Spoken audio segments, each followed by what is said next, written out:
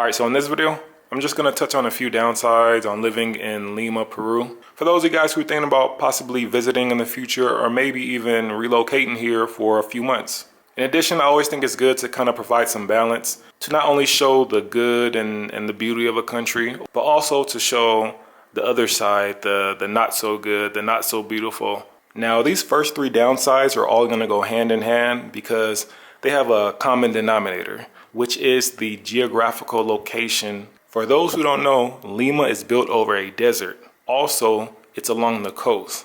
So that can bring some problems. One of them is that I'm not an expert in this field, but from what I was reading, because of the location near the coast and then the desert, there's like there's a sea mist that comes and basically covers Lima during winter time. So it's just gray day and night, just grayness. Then it can get chilly and humid. You know, sometimes you may have a little drizzle and it's just very depressing.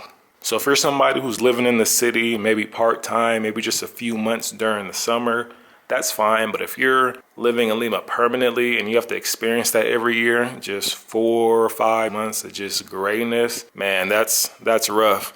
The next downside of Lima, Peru, which is caused by the geographical location, is the fact that it doesn't rain much in the city, which is good on one end, but on the other, because of that, there's not much greenery, there's not much vegetation. Because remember, we're on a desert. So I would consider this place a concrete jungle where you just have a ton of buildings and then, you know, every now and then maybe like a little park here and there. Also keep in mind that the buildings themselves, there's really I don't see a lot of personality. I mean, for the most part, you have certain like Miraflores, which is a very beautiful district neighborhood.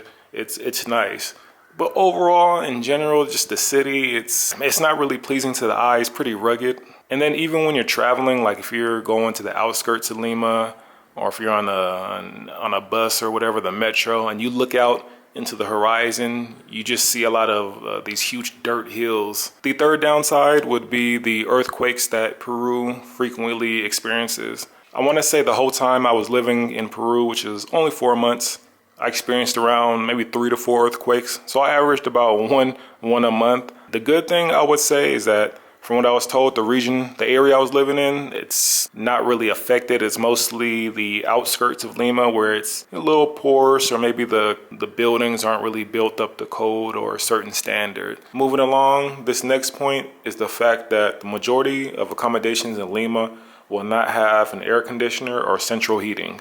Now, some will say that Lima has a temperate climate. When I arrived to the city, it was a little warm. Thankfully, I had a fan in my room.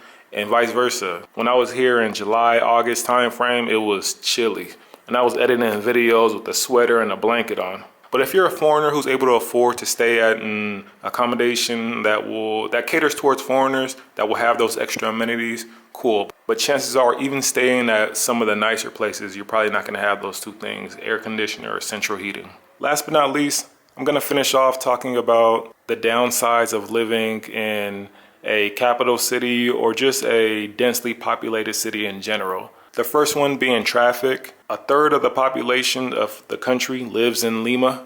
So a ton of people all in one area and there's no subway. There is a rapid bus system which helps out, but still, if you're trying to get from one end to another, it can take a while. Second one is pollution. Again, ton of people, ton of cars, ton of traffic.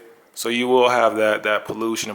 And lastly is security and safety. And so when you have a ton of people in one area and you're in a larger city, usually there's more of a chance of something happening and running into bad apples. I have to keep that in mind. Whenever I talk about safety, I kind of have to take myself out of it and kind of speak for the average person and the average tourist and also for, females who are traveling as well. So just like any other large city, you have to take certain precautions, and especially at night where I would say most crime happens. So always watch your drink. Try not to travel alone. If you're walking on the street, walk along areas where there's lights and there's people. Don't go down a dark alleyway, even though Google Maps is telling you, you'll save 10 minutes. Don't do it.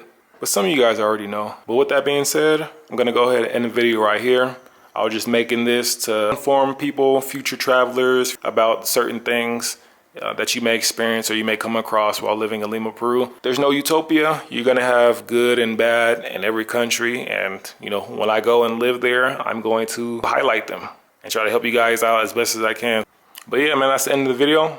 Hope that's helped you some way, you learned something, and I'll catch you guys at the next one. Deuces.